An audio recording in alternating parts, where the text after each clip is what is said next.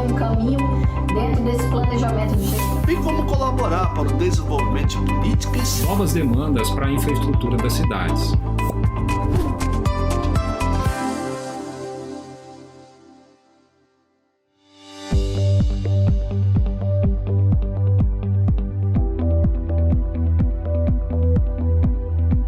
Em consonância com os ditames da soberania popular. Por isso, a democracia identifica-se com a república. O que é a república?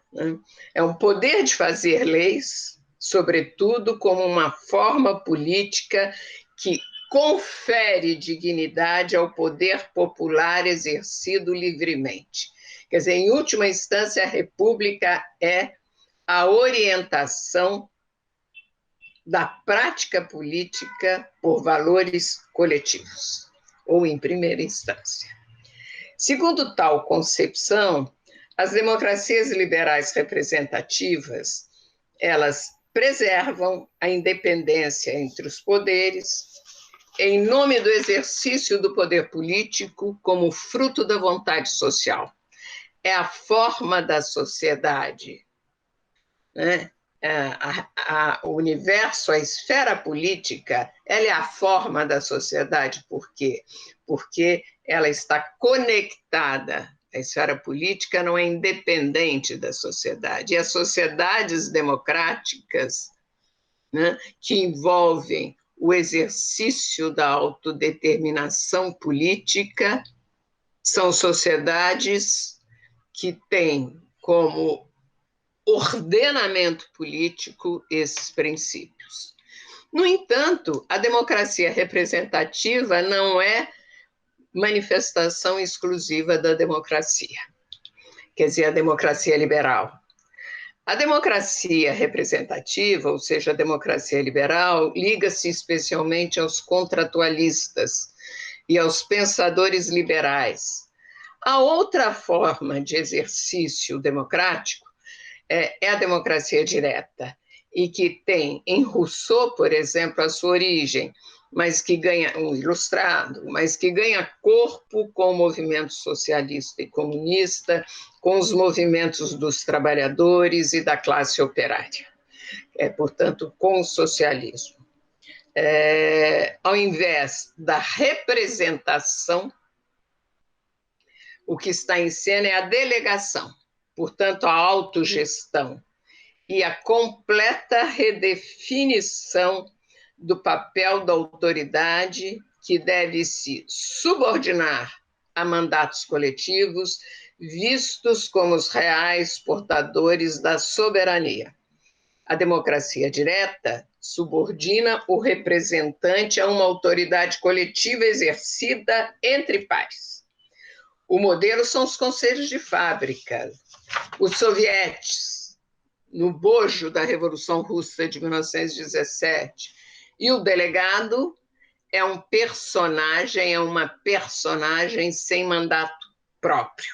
Por isso, os movimentos socialistas, as concepções de Marx, estão ligados à ideia da democracia direta, que ocorreu limitadamente com os cidadãos gregos, né, atenienses, mas era restrito, diversamente do representante, no qual se atribui a capacidade de julgar e escolher a melhor decisão para representar os anseios da coletividade.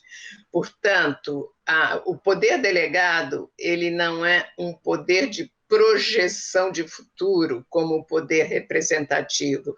Ele é um poder do presente, do aqui e agora.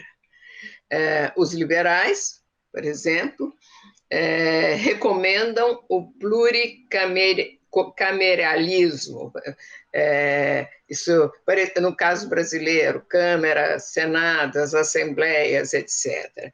Os democratas radicais reivindicam a Assembleia Única, e o governo é um comitê executivo da Assembleia e é revogável a qualquer momento.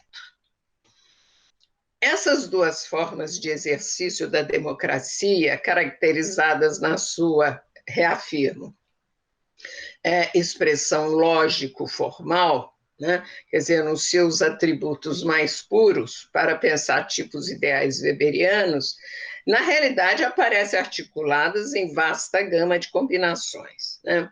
Por exemplo, a social-democracia. A social-democracia europeia, ela tem essa combinação, direitos sociais, participação ampliada, presença. Ela sai, inclusive, dos movimentos de operários, né? O grande social-democrata alemão, que foi Willy Brandt, foi um operário, mas combina com a social-democracia, ela se mescla aos princípios da democracia representativa. Por exemplo, o socialismo democrático. Quem fala muito nessas possibilidades é o Bobbio, nos seus textos. É possível, inclusive, pensar uma estrutura liberal que convive com propostas de estatização de vários setores, a exemplo das universidades, a exemplo do investimento na educação, a exemplo da cultura, só para pensar uma área que é muito familiar a nós, né?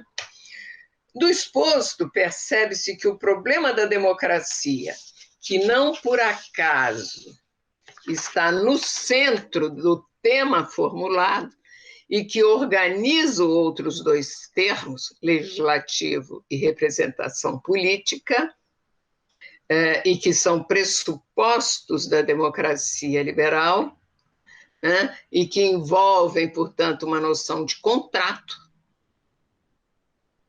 Este tema, ele é um tema central, não só contemporâneo, mas que está ligado ao ordenamento político do mundo, digamos, do capitalismo em geral, e, ao mesmo tempo, das sociedades do indivíduo, diferente das sociedades hierárquicas, né? Por exemplo, a Índia, com as castas, é uma sociedade, agora em processo de transformação, hierárquica. E toda a dinâmica no século XX, desde o século XIX, das democracias liberais, é a convivência com as propostas de democracia, digamos, de substância, essa democracia dita, direta, ou dos conselhos, quer dizer, uma democracia que amplia a esfera da participação. Em quaisquer das formas, as democracias exigem o reconhecimento da república, quer dizer, da res pública, da coisa pública. Isto é, isso implica um universo de valores. Eu acredito, por exemplo, ou não acredito, eu aceito, ou eu acato e não acato.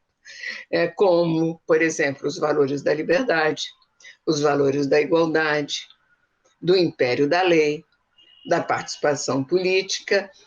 Tudo isso é visto como legítimo, como entranhado em nós, nas nossas crenças. Então, a legitimidade ocorre quando as pessoas aderem a certos valores e guiam as suas ações segundo esses valores, valores sociais, né?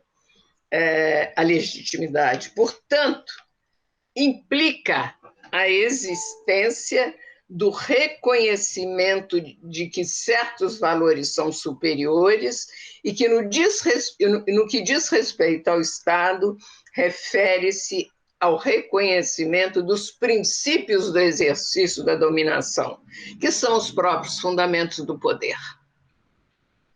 Max Weber, né, nos seus tipos puros de dominação, a dominação tradicional, a dominação carismática e legal burocrática, que vai definir o Estado moderno, ele os caracteriza pensando nas formas diversas de legitimidade, né? A dominação tradicional, ela se legitima no reconhecimento do valor da tradição, do valor superior da tradição. A dominação carismática, ela é uma dominação mais transitória, porque ela deriva da aceitação de um líder, das qualidades superiores de um líder, o carisma. Por isso, Max Weber mostra que as dominações carismáticas, quando elas se transformam, elas tendem a se tornar dominações tradicionais.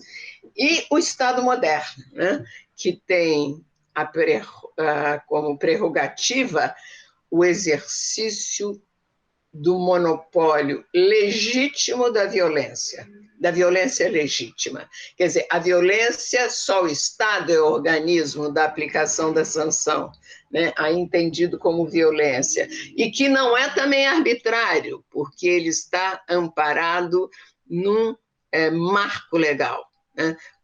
Segundo princípios jurídicos definidos. E o Estado moderno é o Estado da dominação legal burocrática. Por que burocrática? Porque pressupõe uma administração burocrática.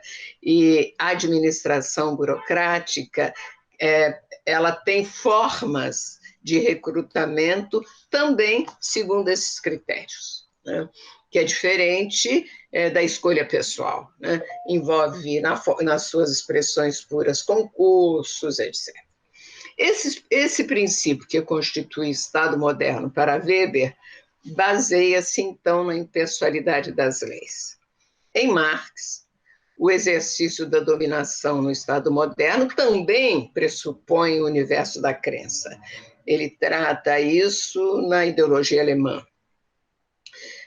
Quando Marx, na ideologia alemã, reflete sobre como se passa da dominação pessoal, da autoridade, para a dominação política. E o grande problema é o seguinte: o mundo moderno construiu a ideia ninguém é escravo ou servo, quer dizer, isso abstratamente, né? Do homem livre. Como fazer cidadãos livres aceitarem a dominação? Porque é diferente quando se exerce autoridade direta, por exemplo, sobre o escravo, pela violência, pela força, né? E é por isso, em Marx, a análise da ideologia é tão central, que é também um universo de crenças, né? E que dá fundamento à dominação política numa sociedade constituída sob o princípio de seres livres e iguais, do trabalho assalariado, da autonomia formal dos indivíduos e do contrato de trabalho. Ninguém é escravo, eu posso, em tese, eu posso desfazer meu contrato de trabalho. Então, a grande pergunta é: como produzir a dominação e o funcionamento do Estado? Num caso ou no outro, a legitimidade ou a ideologia referem-se ao universo dos valores, portanto, da cultura. Manifesta-se, por exemplo, na vigência de uma cultura democrática, isto é, da democracia como um valor social. Nesses termos, as instituições da democracia liberal, legislativo e representação, demandam legitimidade e reconhecimento. Essa questão central torna a democracia sujeita a turbulências, porque o universo das crenças, ele é um universo movediço. E o conflito é a expressão de contextos democráticos, dado que se está orientado por valores, da existência do pluralismo, que é fundamentalmente variedade de valores. O conflito que está na base das democracias, quer dizer, o indivíduo livre, autônomo e que pressupõe a igualdade de condições, é um móvel da mudança e tende a regenerar a ação pública e a ação política. A democracia, por isso, não significa ausência de conflitos, ao contrário, mas a existência de mecanismos capazes de encaminhar os conflitos. Mecanismos legais. Nesse contexto, o conflito é inevitável. As estruturas enrijecidas e que são totalmente autorreferidas, elas perdem substância democrática e podem abrir espaço para formas autocráticas de exercício do poder e não conseguem dar vazão aos conflitos. O limite é a revolução ou a ditadura.